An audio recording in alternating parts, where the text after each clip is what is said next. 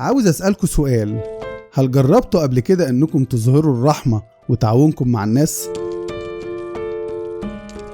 في الفيديو ده هنشوف مجموعة من الأفعال اللي بتعبر عن الحب الحقيقي لبعض، زي العناية بالغير والتبرع والتطوع في عمل الخير للإنسان والحيوان. فتابعوا معايا الفيديو للنهاية وخلينا نتعلم سوا إزاي نعمل حاجات نفتخر بيها للناس والمجتمع اللي حوالينا في حياتنا اليومية. وأجمل بداية ذكر نبي الهداية محمد صلى الله عليه وسلم. معاكم محمد النشار من قناتي خربشات. ما تنسوش تدعموني بلايك والاشتراك في القناة وتفعيل الجرس، وتشاركوا الفيديوهات مع أصحابكم عشان نعرف رأيكم في المحتوى. الستات اللطاف دول بيوزعوا الأكل والمية على قطر الموت ده، عندهم كل يوم مهمة زي دي لازم يعملوها. ياريت كل الناس زيكم.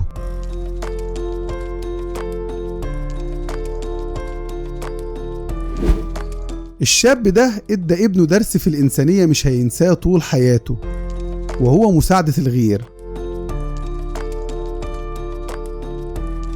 تعلم يا ابني.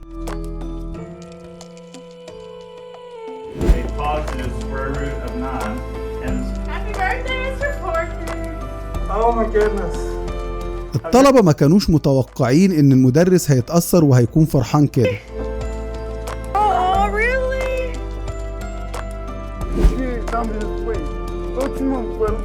الشاب المعاق ده كان حلمه يركب لامبورجيني، وقدر صاحب اللامبورجيني يحقق له حلمه ودعاه انه يركب السيارة الخارقة معاه، وفضل يشكره والفرحة كانت مالية عينيه.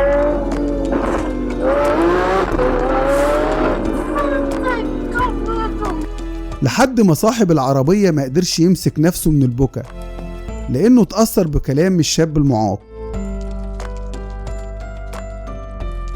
البنت كانت خايفة من الشاب اللي جاي من ورا العربية وكانت بتقفل الشباك. فوجئت بالشاب الطيب ده بيديها الموبايل اللي نسيته فوق العربية. خلي بالك يا نسا بعد كده.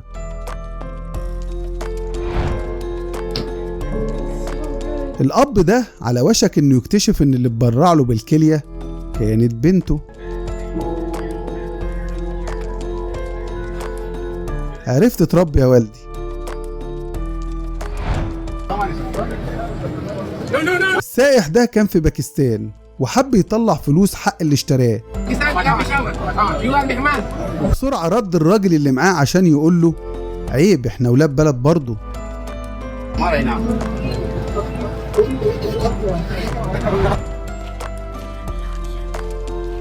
الحراس دول مشهورين بالجدية في تعاملاتهم،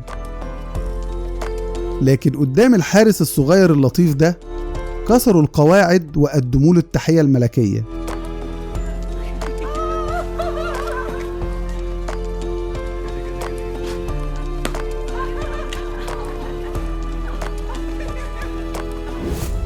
جدة حبت تفرح نفسها وتعمل عيد ميلادها في مطعم، وبكل شياكة قام اللي موجودين وعملوا ليها أحلى عيد ميلاد. وما اكتفوش بالتسقيف وبس، حضنوها كمان واحد واحد. فيكوا الخير والله. الشاب الوحيد ده زمايله في المدرسة قدموا له هدية عبارة عن لبس سنة كاملة، شاملة كل حاجة هيحتاجها طول فترة الدراسة.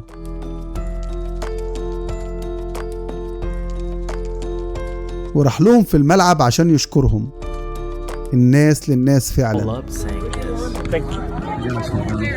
البنت الجميلة لقت اللودر ممكن يدوس اخواتها، وقفت بكل شجاعة عشان توقفه وتحمي اخواتها.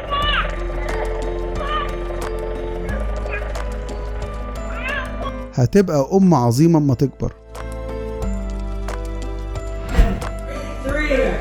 الطفل المريض ده حبوا يبسطوه، فجابوا سوبرمان عشان يتحداه في الريست ويفرحوه.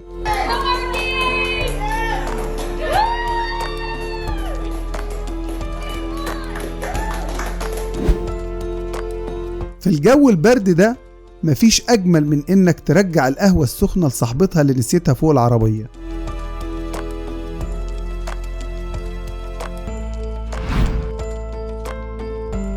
قمة اللذاذة واللطافة اللي في الفيديو ده مش هقدر اتكلم عنها كتير.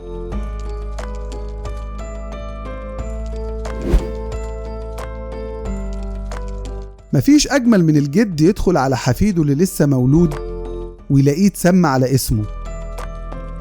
تعيش وتربي يا جدو. دايما أقول يعني إيه أفكر خارج الصندوق، وهو ده التفكير خارج الصندوق. فكر بطريقة ذكية إنه يطفي المركب بتاع صاحبه.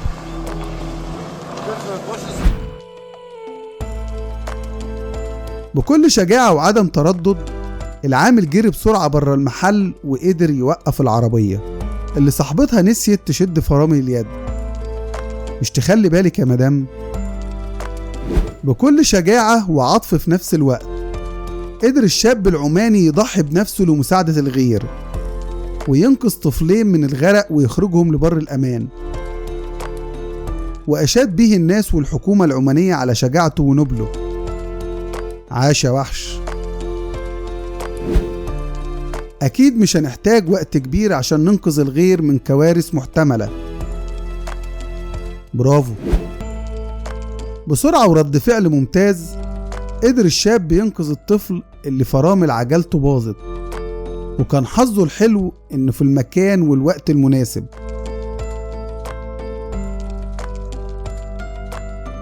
وده موقف تاني لنفس المشكلة.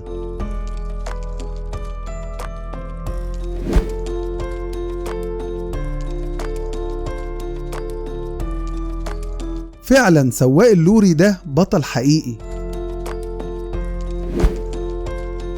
الراجل المحترم ده نزل في العاصفة وادى الشمسية ل2 ستات واقفين تحت المطر بدون شمسية. أخلاق يا وحش. نزل صاحب العربية الفخمة دي عشان يصلح المجاري المسدودة.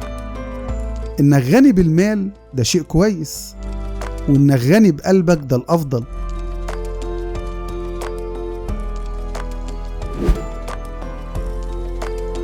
إنك تجري بالشكل ده عشان تنقذ كلب وتعرض حياتك للخطر، أكيد ده قلبه كبير.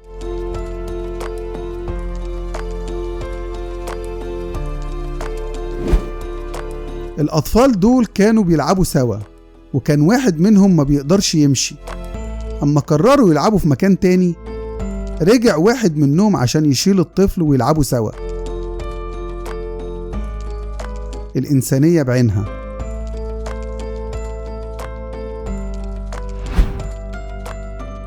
فطرة الأم إنها حمت بنتها، مش مهم هي. الأم مدرسة فعلا.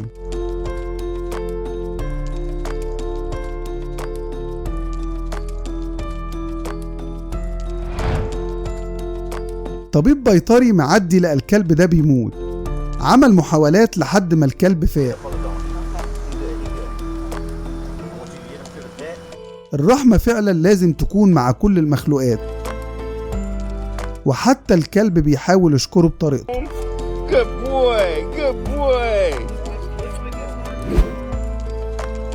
الدول اللي بتحترم آدمية البشر، وده لازم يكون في كل شبر على وجه الأرض، ودي أقل حقوق لينا البعض.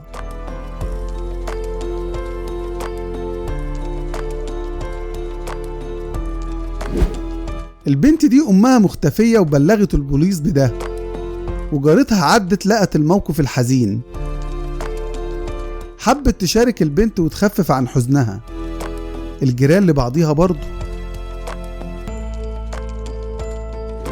كل مخلوق وعنده سرعة بديهة بتختلف ما بين كل واحد والتاني، والطفل ده بكل ذكاء اتصرف وقدر ينقذ أمه من إنها تقع، وقام بالمهمة بكل نجاح. ربنا يحميك يا ابني.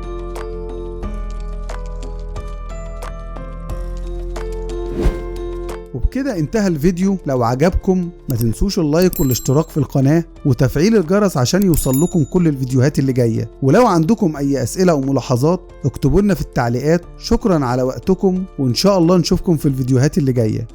سلام عليكم.